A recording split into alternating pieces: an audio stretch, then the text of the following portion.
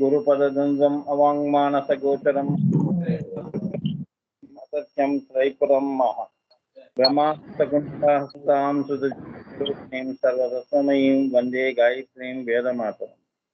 నమస్తే భువనేశాని నమస్తే ప్రణవాత్మికే సర్వవేదాంత సంసిద్ధే హ్రీంకారమూర్తయే అగ్రబిందు పరికల్పితానాం మధ్యబిందు యుగలస్థానద్వయం పార్శ్వబిందు రచనా గుణస్పదాం నవమితే పరశివే పరాం కళాం పరమేశ్వరీం పరాం మేరీ కాదిహాది స్వరూపిణీం మాతృకావర్ణలిప్తాంగీం మహాశ్రీచక్రమధ్యగాం మహాత్రిపుర సుందరీం. ఓం ఓం ఓం హ్రీం హ్రీం హ్రీం శ్రీమాత్రే నమః.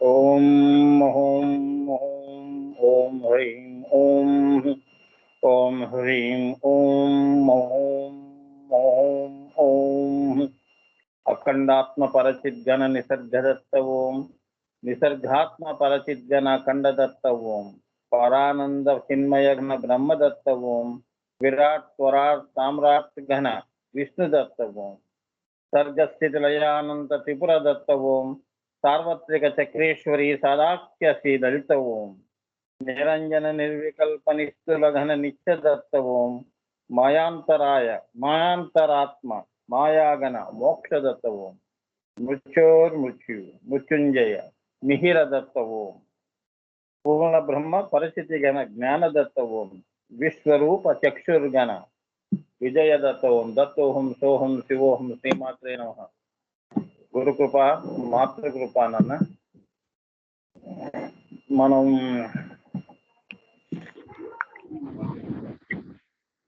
41వ నామము ఇంద్ర గోప పరిక్షిప్త స్మరతోనాభ జంగికాలు ఇంద్ర స్మర సోనాభ జంగిక స్మర భక్తి ఇవన్నీ చెప్తున్నాం నాన్న. గోపభ. ఇక 42వ నామము 42 కొత్త నామము గూడా గుల్ఫా. ఓం ఐం హ్రీం శ్రీం గూడా గుల్ఫా అంటే ఏంటో ఈ శ్రీమాత్రే నమః. గూడా గుల్ఫా అమ్మవారి నామం అంటే గూఢమైన కాలి చీలి మండల కలది. గూఢమైన కాలి చీలి మండలము కలది అని మామూలు అర్థం ఉందన్న. ఇది మామూలు అర్థం అంటే స్థూలంగా అమ్మవారిని వర్ణిస్తే కాలి చీలి మండలం ఉంటుంది కదా. గూఢమైన అంటే రహస్యమైన ఏమ్మా చీలి అని మామూలు అర్థం. శ్రీ విద్యాంతర్గతంగా చూస్తే ద్వాదశాంతము పాదుకలు అన్నది రహస్యార్థము. అంటే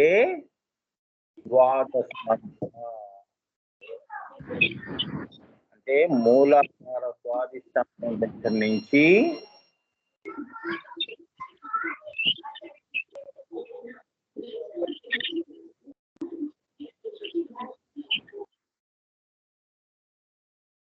బ్రహ్మకచ్చం వరకు కూడా అది అక్కడిని అంటే ద్వాదశాంత మణిపాదుకలు అన్నది రహస్యార్థము. మనకి సృష్టిలో అంతవరకే మనం ఏంటంటేనమ్మా మనకి ఏంటంటే అపరగా మనం భావించవచ్చు. అంటే ఏంటంటే ఇదంతా కూడా మనకి అవేర్నెస్ అంటారు. అవేర్నెస్ అంటే ఏంటంటే అంతవరకు మేము ఊహించగలుగుతాం. అంటే బ్రహ్మకచ్చం వరకు కూడా నువ్వు ఊహించి అంతవరకు ధ్యానం కానీ యోగం కానీ అంతవరకు కూడా నీవు వెళ్ళే అవకాశాలు ఉన్నాయి. కానీ అసలు మాణిపాదుకలు ఎక్కడుంటాయి? 3వ కన్ను దగ్గర ఉన్నవేమో కాంతి పాదుకలు, బ్రహ్మకచ్చం దగ్గర ఉన్నవి మణిపాదుకలు. మణిపాదుకల నుంచి అంతా కూడా రహస్యం. అందుకే గూడా గుల్ఫా అమ్మవారు. గూడా గుల్ఫా అంటే ఏంటంటే చీలి మండలము అంటే ఏంటంటే ఈ సృష్టి అంతా రెండుగా తీసుకుంటే ద్వైత అద్వైతాలు అలానే శివశక్తి, ఒకటి మాయ, ఒకటి బ్రహ్మము. ఈ రకంగా తీసుకుంటే మధ్యలో ఎంతవరకు సృష్టి అంటే మణిపాదుకల వరకు కూడా ఇది చీలి మండలము, అక్కడి నుంచి అంతా కూడా రహస్యము అని. గూఢాగుల్ఫ అంటే ద్వాదశాంతము అంటే ఏంటంటే బ్రహ్మకత్యము, అంటే రాజరాజేశ్వరి స్థితి వరకు కూడా నీకు అవగాహన అనేది ఉంటుంది, అక్కడి నుంచి నీకు ఉండదు. అంటే ఏంటంటే అదంతా రహస్యాతి రహస్యమైన ప్రదేశాలు ఏమో, అందుకే అది గూఢాగుల్ఫ అని. అలా మనం అర్థం చేసుకోవాలి. శివశక్తి, శివశక్తి అంటే ఒకటి అమ్మవారు, మాయ మహామంత్ర మహేశ్వరి స్వరూపము, మాయా స్వరూపము. ఒకటి శివము, శివం అంతా మనకి తెలియదు. బ్రహ్మ మాయ అంతా కూడా మనకి అపర, అంటే పరాగాయత్రి అపరగాయత్రి, శివ శక్తి ఇట్లా అన్నమాట.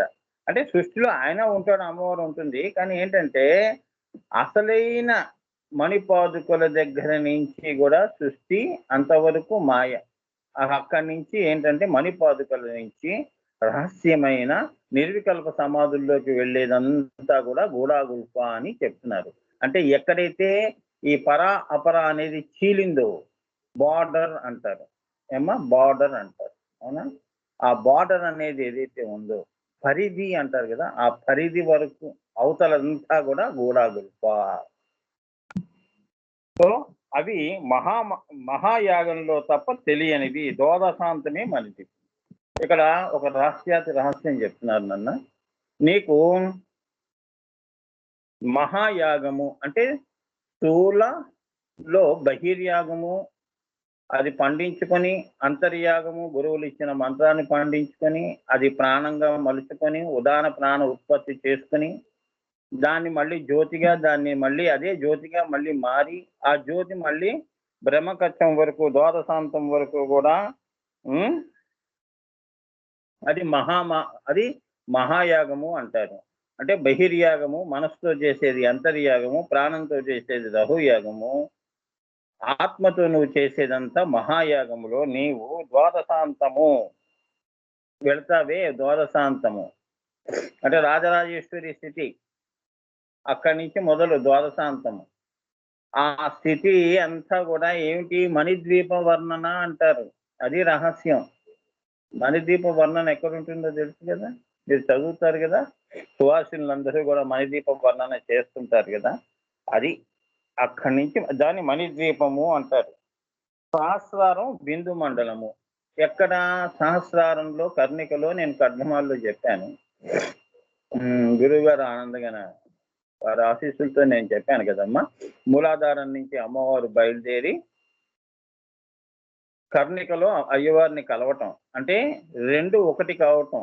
ఏకం సత్ విపురా బహుదా వదంతి అంటే వారిద్దరూ ఒకటయ్యారు. అంటే శక్తి అలానే శివశక్తి అనేవి ఒకటిగా ఒకే బిందువుగా అంటే విత్తన రూపంలోకి వచ్చేసారనమాట. ఆ విత్తన రూపంలో ఆ బిందు, దాన్ని బిందు మండలము అంటారు. సహస్రార ద్వాదశాంత బ్రహ్మకత్యములే శ్రీమన్నగరము. రాసుకోండి, ఇది చాలా ఇంపార్టెంట్ అమ్మా. ఇవన్నీ మీరు గుర్తుంచుకోవాల్సిన విషయాలు, వినేసేసి మర్చిపోయేవి కావు. మనం మన జీవితంలో జరిగిన సంఘటనలు, బాధలు ఇవన్నీ మర్చిపోయేవి, కానీ ఇటువంటివి మర్చిపోయేవి కావమ్మా. ఇవి ఎంత గుర్తుంటే నువ్వు అంత ఆ శ్రీమన్నగరంలోకి నువ్వు ప్రవేశిస్తావు. పనికిరానివన్నీ పెట్టుకుంటే మనం గతంలో నాకేం జరిగింది, ఏం కష్టపడ్డాను, ఏం సుఖపడ్డాను, ఇవన్నీ గుర్తుంటాయి. మన పుట్టినరోజులు గుర్తుంటాయి, మనకి బాధ కలిగిన రోజులు గుర్తుంటాయి, చేదు అనుభవాలన్నీ గుర్తుంటాయి. ఇవన్నీ గతంగా మనల్ని వెంటాడుతూ ఉంటాయి. ఇవి బాగా గుర్తుంటాయి. కానీ అమ్మవారివి గుర్తు ఉండటం అనేది ఆ తల్లి దయ ఉండాలి, నీ ప్రయత్నం ఉండాలి. నీవు అది అయితేనే నీకు అది గుర్తు అనేది వస్తుంది. నువ్వేంటంటే మనం మాయలో ఆ బాధనే నేను అన్నట్టుగా బతికేస్తున్నావు. అందుకే అది ఎప్పుడు ఇంక నీ మనసులో ముద్ర వేసేసింది, నేను నువ్వు ఒకటే అని. అందుకని ఏ బాధ మర్చిపోం, ఏ సుఖము మర్చిపోం. ఇవన్నీ ఏంటంటే నాన్న, ఇప్పుడు శ్రీమన్నగరము, శ్రీమన్నగరాన్ని ఎక్కడి నుంచి ఎంతవరకు అంటాము, అవి మీరు 3 చెప్పాలి చక్కనే గుర్తుంచుకోవాలి. సహస్రారము, బిందు మండలము, సహస్రార ఇగో సహస్రార ద్వాదశాంత బ్రహ్మకచ్చములు, సహస్రార ద్వాదశాంత బ్రహ్మకచ్చములే శ్రీమన్నగరము అని గుర్తుంచుకోండి. అది మనం చేయవలసిన పని. ఏమ్మా, ఏది గుర్తుంచుకోవాలి జీవితంలో, ఏది గుర్తుంచుకోవాలి, ఏది గుర్తుంచుకో. అందుకే మనము ఏంటి, మనము మోక్షాన్ని ఇచ్చేవన్నీ గుర్తుంచుకో. మోక్షం వైపు మనని తీసుకెళ్లే ఆలోచనలు దివ్య సంస్కారాలు అంటారు కదా, అవి చాలా తక్కువ. ఆ దివ్య సంస్కారాలు మనం ఎప్పుడు పెంచి పోషించాం, గతాన్నే పెంచి పోషిస్తాం. కాబట్టి మనకి ఇటువంటివన్నీ ఈ శ్రీమన్నగరమని, బ్రహ్మకచ్చమని, ద్వాదశాంతమని ఇవన్నీ కూడా మనకి అనుభూతిలోకి రావు. అంటే ఇవి దివ్య సంస్కారాలకి ఉన్నాయి, దివ్య సంస్కారాలతో కూడి ఉంది. అంటే ఏంటంటే నువ్వు ఇక్కడ నీవు ఈ జీవ సంస్కారాలు తగ్గిస్తే దివ్య సంస్కారాలు అవి నీలో ఉద్భవిస్తాయి. జీవ సంస్కారాలు అన్నమాట. అంటే ఏంటంటే జీవ సంస్కారాలు ఎక్కడైతే తగ్గుతుందో, ఎక్కడైతే మనసు అనేది నిర్వీర్యం అవుతుందో అక్కడ దివ్య సంస్కారం అనేది, అక్కడ ఆత్మ అనేది ఉద్భవిస్తుంది. స్వయంభూ అంటారు దాన్నే. నిన్ను నువ్వు తెలుసుకోవటమే, ఏ రోజు నువ్వు ఏ ముహూర్తంలో నిన్ను తెలుసుకున్నావో, ఏ ముహూర్తంలో నువ్వు ఏది అద్వైత సిద్ధిని పొందావో, అదే దివ్య సంస్కారానికి నాంది పునాది.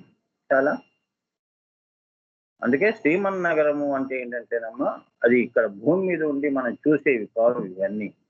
ఇవన్నీ ఆ అమ్మవారి యొక్క జ్యోతి నీలో త్రికోణాంతర దీపికగా ఉంది కదా, అది చేసే ప్రస్థానం వలనే నీ అనుభూతులన్నీ, ఇటువంటివన్నీ దివ్య అనుభూతులన్నీ కూడా నీకు కలుగుతాయి. అంతేగాని ఈ జీవాన్ని ఆ యొక్క దివ్యానుభూతుల్లో కలిపితే పాలల్లో నీళ్లు కలిపినట్టు ఉంటుంది. ఏమ్మా, పెద్దగా అనుభూతి రాదు. ఏదో కొద్దిగా వచ్చింది స్వామి అంటాం, కానీ పూర్తి అనుభూతి రాదు. బ్లిస్ బియాండ్ జాయ్ అనేది రాదు. ఏమ్మా, ఆవు పాలు ఎలా ఉంటాయి చిక్కగా, అలా ఉండాలి నీ దివ్య సంస్కారాలు. ఇప్పుడు అవధూతలు, రామకృష్ణ పరమహంస గాని ఇటువంటి మహానుభావుల యొక్క దివ్యానుభూతులు, దివ్యమైన సంస్కారాలు, వారి యొక్క చర్యలు, వాళ్ళు చేస్తున్న పనులు, శ్రీకృష్ణుడు కానీ ఎవరైనా వాళ్ళవన్నీ కూడా ఏదో నిగూఢార్థము, నామమే గూఢాగుల్ఫ. అవునా? వాళ్ళ యొక్క దివ్యానుభూతులన్నీ గూఢాగుల్ఫలోనే ఉంటాయి. శ్రీకృష్ణుడిని చూసి అర్థం చేసుకునే వ్యక్తి కాదు ఆయన. ఏమ్మా, చూడంగానే అర్థమైపోయే శ్రీకృష్ణుడు కాదు ఆయన. ఆయన గూఢాగుల్ఫ. ఆయన ఎప్పుడో పరాలో ఉంటాడు, కానీ ఇక్కడ మాయలో ఆయన ఇక్కడ తిరుగుతూ ఉంటాడు. నీ కంటికి కనిపిస్తాడు, వ్యవహారాలు చేస్తాడు, కానీ తానే వ్యవహారంగా తిరగడు. ఆయన గూఢాగుల్ఫ. వీళ్ళందరూ, ఈ యోగులందరూ, మహానుభావులు, మహావతార్ బాబాజీ, వీళ్ళందరూ కూడా అతి రహస్యమైన అమ్మవారి యొక్క అంశ రూపాలు. ఇది మర్చిపోవద్దు. అదే గూఢాగుల్ఫ అంటే. నీ మనసులోనే నీకే ఎన్నో ఊహలు, ఆలోచనలు రహస్యంగా ఉంచుతావు. ఎవ్వరికి కూడా షేర్ చెయ్యవు, ఎవరితో కూడా ప్రస్తావన చెయ్యవే మాయలో. అలాంటిది అమ్మవారు అద్వైతంలో, పరాలో ఆ తల్లి గూఢాగుల్ఫ. అర్థమైందమ్మా? సృష్టి కలెక్టివ్, సమిష్టిగా ఆవిడ గూఢాగుల్ఫ. ఏమ్మా, ద్వాదశాంతమే సరాగా సంజ్ఞ, అదే క్షీరసాగరము. అంటే ద్వాదశాంతం ఏదైతే ఉందో అదే క్షీర సాగరము, అంటే పాల సముద్రము అని.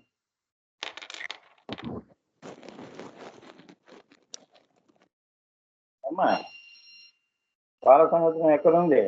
పురాణాల్లో ఉందా, శ్రీ విద్యలో ఉందా?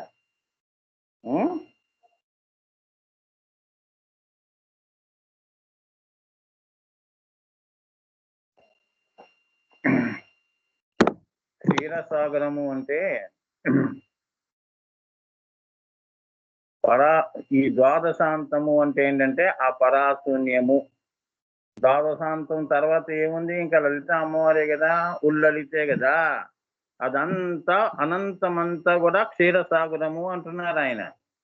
ఆ క్షీరసాగరములో ఒకానొక సమయంలో, శుభఘడియల్లో అందులో ఒక చలనం వచ్చింది, అదే మదనము. ఆ ఉల్లలిత అనే ఆ పదార్థము, బ్రహ్మ పదార్థము తాను ఉన్నాను అనేది తెలుసుకుంది. ఆ అనంతంలో ఒకానొక చోట ఒక చిన్న చలనం వచ్చింది. అదే శక్తి అయింది. అది తిరిగి అంటే మదనపడి మదించటం. పరాశూన్యాన్ని మదిస్తే, పాలసముద్రం క్షీరసాగరాన్ని మదిస్తే వచ్చినదే ఈ శ్రీచక్రము. బిందువు నుంచి వచ్చింది ఆమె. సో, బిందువు పాల పొదుగు అనుకోవచ్చు. ఈ కింద లోకాలన్నీ కూడా లక్ష్మీప్రదము. అదనమాట మనం శ్రీ విద్యలో అర్థం చేసుకోవాల్సింది. క్షీరసాగరము అంటే ఏంటంటే, పురాణాల్లో పాల సముద్రాన్ని చిలుకుతాం రాక్షసులు, దైత్యులు వీళ్ళు గాదు. దేవతలు, రాక్షసులు ఒకవైపు కూర్చొని మదనం చేయటం అన్నమాట. అది కాదు. ఆ పరాశూన్యంలో ఆ తల్లి సృష్టి చేయటం కోసం ఆ తల్లి చైతన్యవంతమై తనలో చైతన్యాన్ని తెచ్చుకొని ఒకానొక సమయంలో కదలిక అనేది వచ్చినప్పుడు అది తిరిగి ఒక చోట వచ్చి ఆగింది. అదే బిందు మండలము అంటారు. అది ఏమ్మా? ఆగిన తర్వాత దాని వెనక అది ఎక్కడి నుంచి అయితే వచ్చిందో అది ద్వాదశాంతాలు. అక్కడి నుంచి ఈ సృష్టి క్రమములో అంతా లక్ష్మిని తీసుకొచ్చింది. లక్ష్మీ సంపదలన్నీ వచ్చాయి. మహాప్రళయంలో ఈ లక్ష్మీ సంపదలన్నీ కూడా డిసింటిగ్రేషన్ అవుతాయి. అంటే అణువులుగా విచ్ఛిన్నం అవుతాయి. ఇదే క్వాంటమ్ ఫిజిక్స్ అంటారు. మీరు బయో ఫిజికల్ కెమిస్ట్రీ చదివితే క్వాంటమ్ ఫిజిక్స్ అనేది ఉంటుంది. ఈ ఆటమ్స్ అన్ని కట్టుకున్నవన్నీ సృష్టి క్రమము. ఇవన్నీ విచ్ఛిన్నం కావటం అంతా క్వాంటమ్ ఫిజిక్స్. అంటే ఏంటంటే అంతా కూడా ఎనర్జీ అంతా కూడా మళ్ళీ అమ్మవారిలోకి వెళ్ళిపోతుందని. సైంటిఫిక్ క్వాంటమ్ ఫిజిక్స్ అంటారు దాన్ని. ఏమా? అదే శుద్ధ సత్వ శ్వేత కాంతి. ఏమా? ద్వాదశాంతమే సరాగ సంజ్ఞ. అదే క్షీరసాగరము. క్షీరసాగరము ఎందుకన్నారంటే అదేదో పాల సముద్రం అనుకోకండి. అదంతా కూడా కాంతిమయము. ఏమా? శ్వేతవర్ణముతో ఉన్న కాంతి. ఇప్పుడు మనం చూస్తున్నది ఈ కాంతి అంతా కూడా కాంతులన్నీ కూడా తెలుపులో ఉన్నాయి కదా. ఈ కాంతులు కావు. కాంతులకే కాంతి, మహాకాంతి అది. ఏమన్నా? ఆ కాంతి నుంచి మనలో కూడా దశవిధ ప్రాణాలు ఉన్నాయి. అన్ని ప్రాణాల్లో ముఖ్యమైన ప్రాణం, ఉదాహరణ ప్రాణము ఆత్మ. అది అదే అమ్మవారి యొక్క ముఖ్య ప్రాణము. ఏమ్మా? అంగములు అంగి, అందులో గూడా గుల్ఫా అది చెప్తున్నారు. ఏమ్మా? శ్వేతకాంతి గలది. సహస్రారమునందే సదాశివ తేజము. సహస్రారములోనేమో సదాశివుడి యొక్క తేజం ఉంటుంది. శ్రీ రాజరాజేశ్వరి తేజము ఏకమై. ఇక్కడ జాగ్రత్తగా వినండి అమ్మా. సహస్రారమునందే సహస్రార కమలం ఉంది కదమ్మా, అందు సదాశివ తేజం ఉంటుంది. అంటే తెలుపు. ఇది శ్రీ రాజరాజేశ్వరి తేజము ఏకమవుతుంది. అంటే రాజరాజేశ్వరి యొక్క తేజము ఏదైతే ఉందో ద్వాదశాంతంలో ఏమ్మా, ఆ తెలుపు ఈ తెలుపు అనుకోండి. సహస్రారమునందే సదాశివ తేజము. ఈయన సదాశివుడి యొక్క తేజస్సును రాజరాజేశ్వరి తేజస్సు రెండు ఒకటే ఏమవుతోంది? నా స్త్రీ నపుమా నగును. అది ఆడ కాదు, మగ కాదు. ఏమ్మా? అప్పుడు ఆమె నిరీశ్వర అవుతుంది. అర్థమైందా? అంటే మీరు యోగం చేస్తున్నప్పుడు మూలాధార, స్వాధిష్టాన ఇవన్నీ దాటుకుంటూ వెళ్తారు కదమ్మా. వెళ్ళినప్పుడు సదాశివ తేజము దగ్గరికి వచ్చినప్పుడు శివశక్తి కదా, వారిద్దరూ ఏకమైనప్పుడు ఏమవుతారు? అది ఆడంటాం, మగ అర్ధనారీశ్వరం అని ఏమంటాం అమ్మా? ఆడ మగ ఎలా అంటాం? అది చెప్తున్నారు. కింద నుంచి పైకి వెళ్తే, పైనుంచి కిందకు వస్తే సృష్టి. అది కాదు చెప్తుంది ఆయన. కింద నుంచి సంహార క్రమంలో కింద నుంచి పైకి వెళితే ఈ సదాశివ స్థానం చేరుకుంటావు కదా సహస్రారంలో. ఆ తేజంలో ఈ అమ్మవారికి కలిసినప్పుడు తెలుపు అయిపోతుంది అమ్మవారు. మాయ కదా, ఆయనలో కలిసిపోతే తెలుపు అయిపోతుంది. ఇది ఆ రాజరాజేశ్వరి కాంతి తేజము రెండు కలుస్తాయి. అంటే నీకు అటువంటి అనుభూతి, రాజరాజేశ్వరి స్థితి అనే అనుభూతి నీకు వస్తుంది. అక్కడ నీకు వచ్చినప్పుడు నేను ఆడ, నేను మగ అనే భావన ఉండదు. అంటే అక్కడ నా స్త్రీ, నా పురుష అది ఒక పరంజ్యోతి స్వరూపము, శ్వేతముతో ఉన్న జ్యోతి, అదే రాజరాజేశ్వరి స్థితి అంటారు. దాన్నే నిర్వికల్ప సమాధులు వైపు వెళ్ళే ఆత్మ అని. అమ్మా ఇంతవరకు చాలది దాని గురించి. అప్పుడు ఆమె ఏమైపోయింది, ఈశ్వరంలో ఉన్నప్పుడేమో స్త్రీ పురుష అన్నట్టుగా కింద నుంచి బయలుదేరింది, అయ్యవారిలో కలిసింది, అది ఈశ్వరము. మరి ఇంతకుముందు చెప్పిన రాజరాజేశ్వరి స్థితి ఏమిటది, అది స్త్రీ కాదు పురుషుడు కానప్పుడు అదేమైంది, నిరీశ్వర. ఆమె ఈశ్వరం కాదు కదండి అని మీరే నన్ను అంటారు, అందుకే నేను నిరీశ్వర అంటున్నాను. అర్థమైందా? అప్పుడు ఆమె నిరీశ్వర. విభుడు వేరే, విభుడు అనేవాడు వేరే లేనిది. అంటే ఒక తాను కింద నుంచి బయలుదేరేటప్పుడు విభుడు అంటే ఏంటి, భర్తని దృష్టిలో పెట్టుకుని ఆయనలో కలవాలనేది ఒకటి ఉంది. విభుడు అనేవాడు ఉన్నాడు.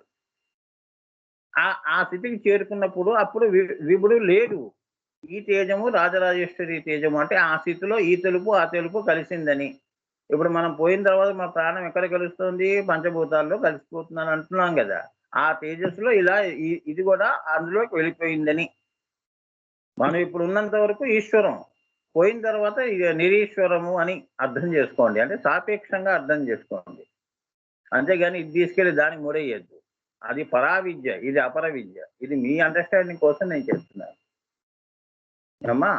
ఈ తేజమే నీకు తెలియకుండా ఈ శివశక్తులు, నీ ఆత్మ, నువ్వు వెళ్ళావు కదా ఇంకా అక్కడ దాకా, నీ ఆత్మ వెళ్ళింది కదా. అక్కడ వెళ్ళినప్పుడు నీవు ఏమవుతావు, రాజరాజేశ్వర స్థితికి వెళ్ళినప్పుడు ఆ తేజము నీ తేజము ఈ రెండు కలిసినప్పుడు ఏమైంది, నిరీశ్వర అయింది. ఈశ్వరం పోగొట్టుకున్నారు ఇద్దరు. నేను స్త్రీ, నువ్వు పురుషుడివి, నేను కార్యము, నువ్వు సంకల్పము అనేవి పోయినాయి. అది రాజరాజేశ్వరి స్థితి అని. ఆ స్థితి రావటమే నువ్వు రాజువి. ఏమ్మా, తాదృశాం ఖడ్గమాప్నోతి ఏన హస్తస్థితేన వై అష్టాదశ మహాద్వీప సామ్రాట్ భోక్త భవిష్యతి. 18 ద్వీపులకి నువ్వు రాజరాజేశ్వరి అయ్యావు అని. 18 ద్వీపములు, ఈ కిందవి 9 పైనవి 9 కలిపితే 18.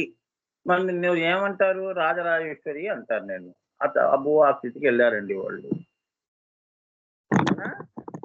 కింద 9 కదమ్మా, పైన 9. అష్టాదశ మహాద్వీపావే 18 పురాణాలు చదివితే నీకు వచ్చే అనుభూతి ఇదే. చాలా పురాణాలు 18 కదా, 8+1 9 మళ్ళీ. అంటే అక్కడికి నీ యొక్క సృష్టి అయింది అని. నువ్వు స్త్రీ కావు పురుషుడివి కావు, నిరీశ్వర, అదే రాజరాజేశ్వరి స్థితి. దాని తర్వాత ఏంటి స్వామి అని ప్రశ్న అడగండి. దాని తర్వాత ఇంకా నిర్వికల్ప సమాధే. ఇంకా అక్కడ చెప్పేది ఏం లేదు శ్రీ విద్య. గుడాగుల్ప అంటే ఇప్పుడు ఇవంతా ఎరుకలో ఉన్నావు నువ్వు, అవేర్నెస్ అంటారు. పోయిన తర్వాత ఏమవుతుంది, నీకేమైనా గుర్తా అమ్మా అంటే నాకేం తెలియదు స్వామి, నేను నిరీశ్వర, నేను ఎక్కడ పోతాను నాకే తెలియదు. అర్థమైందా? అదే పరిధి అంటారు. ఆ పైన కూడా ఒక యోగికి వచ్చే యోగానుభవంలో వచ్చే ఆఖరి స్థితి రాజరాజేశ్వరి స్థితి. అక్కడ వాడు నా స్త్రీ నా పురుష అవుతాడు. అంటే ఈ సదాశివ తేజము అలానే ఈ యొక్క రాజరాజేశ్వరి తేజము రెండు కలిసినప్పుడు అదొక స్థితి, అదొక అమ్మవారిలో రెండో స్థితి. పైనుంచి పరాశూన్యం నుంచి, పరాశూన్యంలో లలిత ఉంటుంది అమ్మవారు, అంటే ఉల్లలిత. అమ్మా ద్వాదశాంతము, బ్రహ్మకత్యము, సహస్రారము, ఇదంతా ఏమన్నారు, దీన్ని శ్రీమన్నగరము అన్నారు. అమ్మవారి యొక్క శ్రీమన్నగరము, చాలా మణిద్వీపము అంటారు. అక్కడికి వెళ్ళి నువ్వు పరాపూజ చెయ్యాలి నువ్వు. అది మంత్ర మాతృక పుష్ప స్తవములో ఆదిశంకరాచార్యుల వారు అక్కడి దాకా యోగంలో వెళ్ళి అక్కడ చేశాడు ఈ స్తవము. అర్థమైందా? ఇక ఆయన ఏమేమి అంటే దివ్య దృష్టితో, అమ్మవారు కరుణతో ఆయన వర్ణన చేసిందంతా అసలైన మణిద్వీపం. చాలా మంది చాలా రకాలుగా చెప్తారు. అనుభవం ఉన్నవాళ్ళు, అనుభవం లేని వాళ్ళు. అనుభవం ఉన్న వాళ్ళలో మహానుభావుడు ఆదిశంకరాచార్యులు వారు మంత్ర మాతృకా పుష్ప స్తవం చేశాడమ్మా. అదంతా కూడా ఆయన స్వానుభూతిలో అక్షరబద్ధం చేసి మనకు అందించాడు. ఆ జ్ఞానం మనకి ఇంతో అంతో అబ్బింది కాబట్టి మనకి ఇంత ఐడియా అంటే ఏంటంటే ఒక ఊహ అనేది ఊహా జ్ఞానము అంటారు. ఆయనది స్వానుభవము, మనది ఊహా జ్ఞానము. చాలా మరి మనకెంత పనుంది? మనం ఎంత చేయాలి? మనకి అటువంటి పరాపూజ చేసుకునే అదృష్టం ఉందా స్వామి అంటే, అది సాధన పంచతంత్రం మీద ఆధారపడి ఉంటుంది. ఆ సాధనా పంచతంత్రాన్నే మహావతార్ బాబాజీ తన శిష్యులందరికీ కూడా ఆ! అలానే శిక్షణ, బోధన ఇస్తూ ఉంటాడాయన. ఆ రాజరాజేశ్వరి స్థితి నీకు కలగాలి అన్నప్పుడు ఈ గూఢా గుల్ఫా అనే నామం ఏదైతే ఉందో ఏమ్మా నిన్ను అపర నుంచి పర, ద్వైతము నుంచి అద్వైతము. హ్మ్. అలా ఆయన మహానుభావుడు. మహావతార్ బాబాజీ గురు స్వరూపము.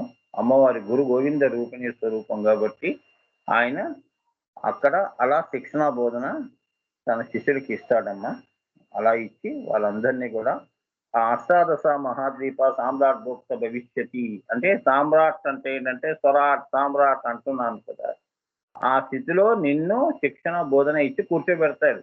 ఇవన్నీ యాక్చువల్లో నీవు గనక ఈ జన్మలోనే మహావతార్ బాబాజీ శిష్యురాలు కావాలి అన్నప్పుడు నీకు తెలియకుండా వాళ్ళు మీనా గురువులు కాబట్టి అది కూడా గూఢాగుల్పై నీకు ఇప్పుడు ఏకలవ్యుడి యొక్క విద్యలు నీకు తెలియకుండా నీకు శిక్షణ బోధన ఇచ్చి నిన్ను ఆ స్థితికి చేరుస్తాడు. రూపము కాదు, ఎప్పుడూ రూపాన్ని పెట్టుకోవద్దు. గురువులు, అమ్మవారు, దైవము ఇవన్నీ కూడా అరూపంలో ఉంటాయి. నిరంజన నిర్లేప ఇలా నిరీశ్వర వాళ్ళు ఆ స్థితిలో నుంచి నీ కోసం దయతో కరుణతో వాళ్ళు కిందకి దిగి ఒక రూపాన్ని దాల్చి నీకు శిక్షణ బోధన ఇస్తారు. కొందరికి కనిపించకుండా బోధన చేస్తూ ఉంటారు. ఆ స్థితికి వాళ్ళకి తెలియకుండా అనుభూతి కూడా వాళ్ళకి వస్తూ ఉంటుంది. బతుకుండగా వస్తే సంతోషం, పోయిన తర్వాత నువ్వు గనక చక్కగా ఇక్కడ పంచతంత్రం సాధనా పంచతంత్రం చేసుకుని జీవ సాధన, ప్రాణ సాధన ఇవన్నీ ఉన్నాయి కదా. పాతంజలి యోగా సూత్రాలన్నీ కూడా ఆసన నియమ ఇవన్నీ కూడా నువ్వు పద్ధతిగా చేసుకుంటే ఆయన శిష్యురాలివి అయితే ఆ లోకంలో ఆయన ఆ మహానుభావుడు నీకు శిక్షణ బోధన ఇచ్చి ఆ మిగిలిన పనంతా అక్కడ చేయించి నిన్ను అక్కడికి రాజరాజేశ్వరి స్థితికి పంపిస్తాడు. అది అర్థమైందా రహస్యం? సో ఆ యొక్క సదాశివ శ్రీ రాజరాజేశ్వరి తేజం ఏదైతే ఉందో అది క్షీరసాగర కన్యక లేదా శ్రీమన్నగర నాయిక.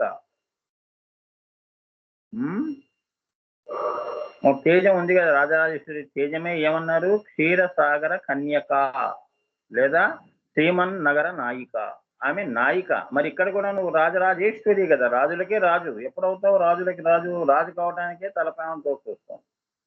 నలుగురు గుర్తించాలంటేనే మనకి నానా అవస్థలు పడాల్సి వస్తుంది. అలాంటిది 9 అష్టాదశ మహాద్వీప అంటే ఏంటి? రాజులకే రాజు, రాజులకే సృష్టించిన తల్లి. ఈ సృష్టిలో అందుకే పురాణాల్లో కూడా ముందు ఇటువంటి రాజుల వంశ చరిత్రలన్నీ ముందు చెప్తారు అమ్మా. ఆ తేజమే క్షీరసాగర కన్యక అంటారు. ఆ తేజాన్ని ఏమంటారు? ఈ సహస్రార కమలంలో కలిసిపోయిన ఆ తేజస్సు, ఆ రాజరాజేశ్వరి తేజస్సు రెండు కలిసిపోయిన తర్వాత పేరు ఏమిటి దానికి? క్షీరసాగర కన్యక లేదా శ్రీమన్నగర నాయిక అంటారు. ఇప్పుడు మీరు రాసుకోవలసిన విషయాలు ఏమేమి ఉన్నాయి? గూఢా గుల్ఫా అంటే ద్వాదశాంత మణిపాదుకులున్నది. ద్వాదశాంతంలో నీకు మణిపాదుక దర్శనం అయినప్పుడు ఈ గూఢా గుల్ఫా అనే నామము నీకు అనుభూతి అవుతుంది అమ్మ. అలానే సహస్రారము, ద్వాదశాంతము, బ్రహ్మకత్యములే శ్రీమన్నగర నాయిక. ఇది 2వ పాయింట్ గా గుర్తుంచుకోండి. సహస్రారమే సహస్ర స్తంభ మంటపము అంటారు. సహస్రారాన్ని ఏమంటారు?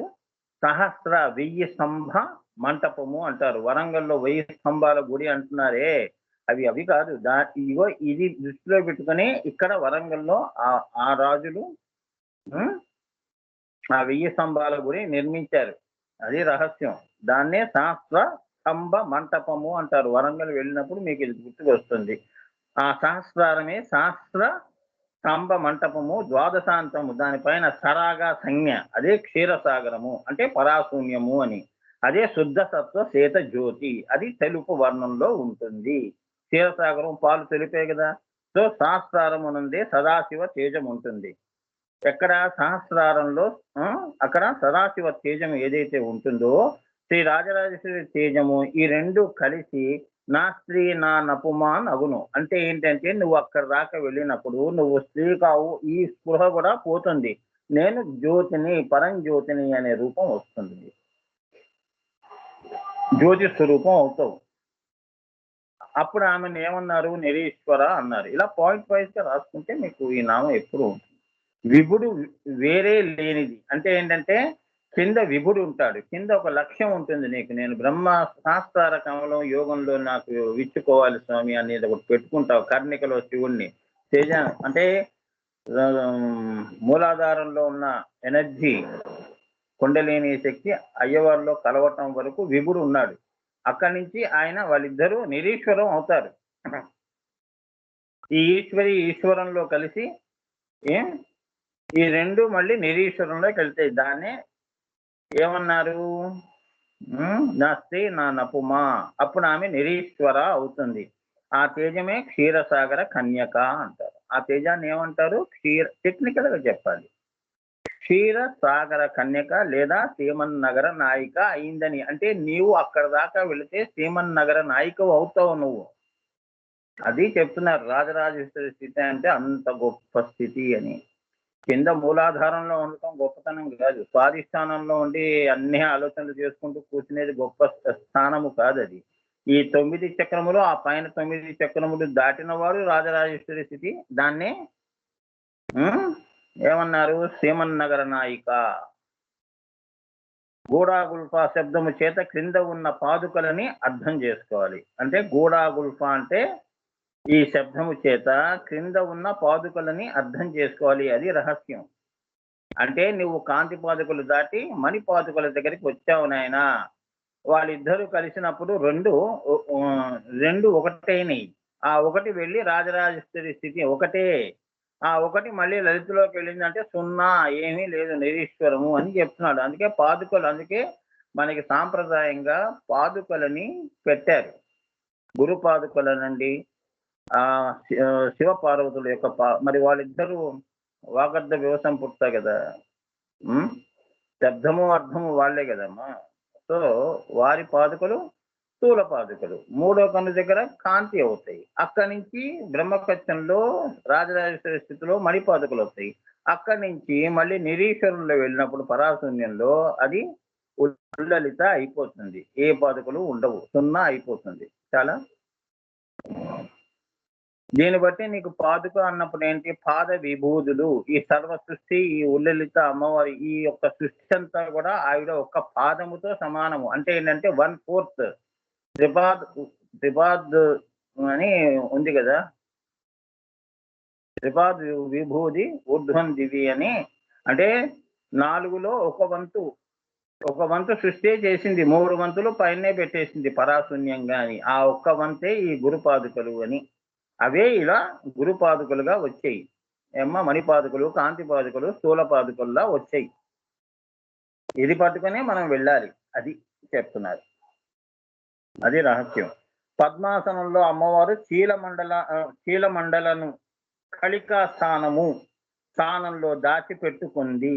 కళికా స్థానములో ఈ చీలమండలం ఏదైతే ఉంటుందో, పద్మాసనం వేస్తున్నప్పుడు మీరు చీలమండలాలు ఎక్కడ దాచుకుంటారు? మీరు వేసుకోండి, ఇక మళ్ళీ దాన్ని ఏం వర్ణిస్తాం? మీరు వేసుకొని చూసుకోండి, దాగి ఉన్నాయా లేవా? సో పద్మాసనంలో అమ్మవారు చీలమండలను కళికా స్థానములో దాచిపెట్టుకుంది. కాబట్టి గూడాగుల్ఫా అంటే మణిపాదుకలు అని అర్థము చేసుకోవాలి. చీలమండలు అని కాదు అర్థము. అంటే మన కాళ్ళు చూసుకొని ఇది చీలమండలం కదా అని చెప్పుకోవటం కాదు అని. శ్రీ విద్యాంతర్గతంగా ఇది అమ్మవారి యొక్క కళికా స్థానంలో దాచిపెట్టుకుంది ఆ తల్లి. అంటే కాళ్ళు మూసేసింది అంటే అది రాజరాజ స్థితి నుంచి పరాశూన్యం వరకు కూడా నీకు ఏముందో నీకు తెలియదు. అది కళికా స్థానము, అది రహస్యము. అది ఇక్కడికి గూడాగుల్ఫా అనే నామం పరిసమాప్తం అయింది నాన్న. జై గురుదేవ్.